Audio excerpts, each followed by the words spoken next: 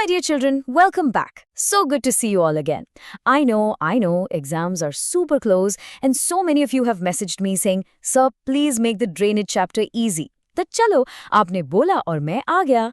In today's session, we are going to make this chapter so simple, you'll remember it forever.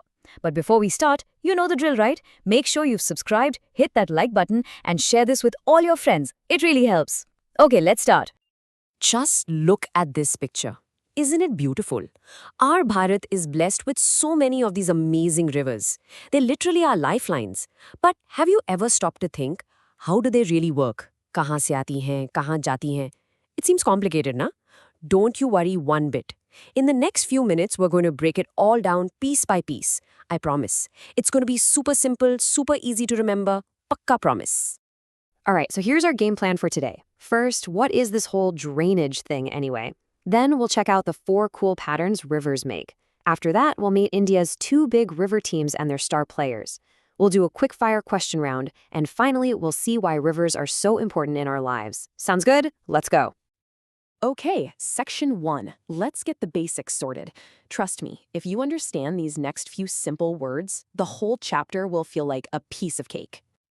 So, what exactly is drainage? It sounds like a heavy word, but it's not. Think about the water flowing in the Nala outside your house after it rains. It's flowing in a specific path, right?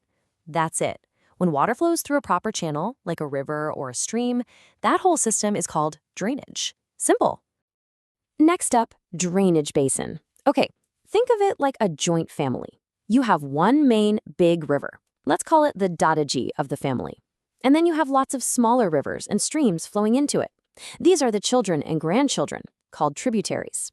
So the entire area from where all these rivers collect water and give it to the main Dadaji River, that whole area is the drainage basin. It's the river's family home. So, if one river family lives in one drainage basin, what separates it from the neighbor's family? That's the watershed.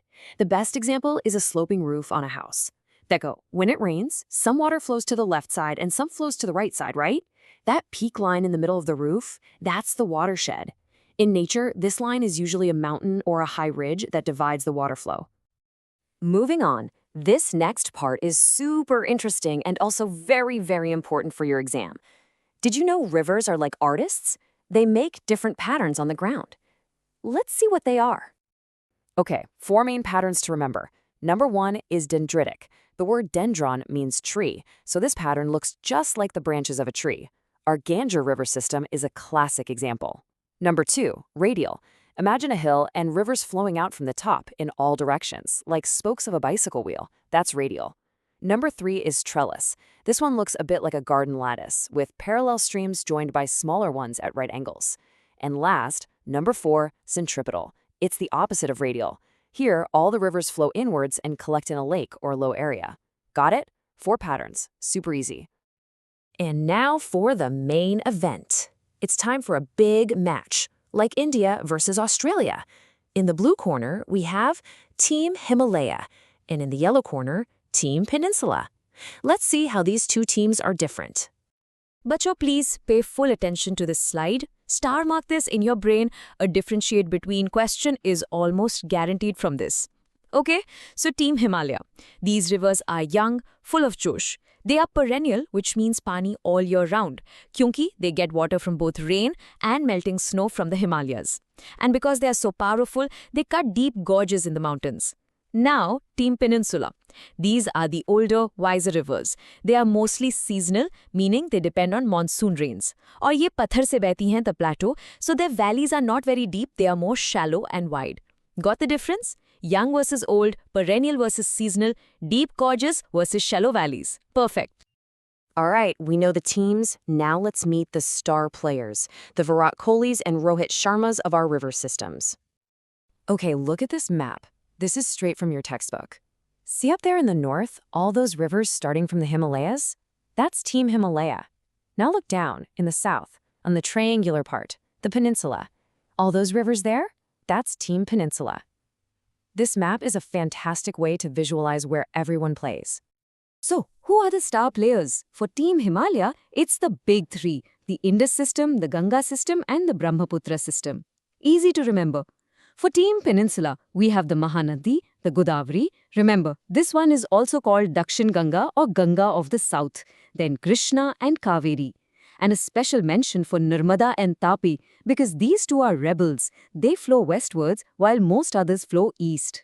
Please, beta, learn these names by heart. Okay, enough padhai. Let's play a little game, a quick rapid-fire quiz to see if you were listening. Ready? Here comes your first one-mark question. Question number 1. Which river earned the sad nickname the Sorrow of Bengal because it used to cause terrible floods every year? Come on, think. What could it be? And the answer is the Damodar River. Yes! If you got that right, brilliant. It used to be a very troublesome river, but now we built dams on it and controlled it. Well done. Okay, next question. Who is the captain of Team Peninsula? I mean, which is the largest peninsular river? I gave you a hint just a few minutes ago. It's also called the Dakshin Ganga. You've got this. It is the Godavari. Fantastic. You guys are on fire today. I'm so happy you're remembering all these important facts. Superb. Okay, quiz over. Now, for a moment, let's forget about marks and exams. Let's talk about why this chapter is actually important for our life. Because these rivers, they are not just geography, beta. They are our everything. But sadly, our lifelines are in trouble. You see it every day, right? There's so much pollution from factories, from our homes. The weather has become so unpredictable. Sometimes there are massive floods, and other times there's a drought. Sukha pad jata hai. States are even fighting with each other for water. These are real, serious problems that we all need to think about. Your textbook says something very beautiful and important here. It says that everything in a river basin is connected. So, if someone throws garbage into the Ganga in Kanpur, does it affect only Kanpur? No. That polluted water flows downstream, affecting people in Prayagraj, in Varanasi, all the way to West Bengal. We are all in this together. But hey, it's not all doom and gloom. We are fighting back.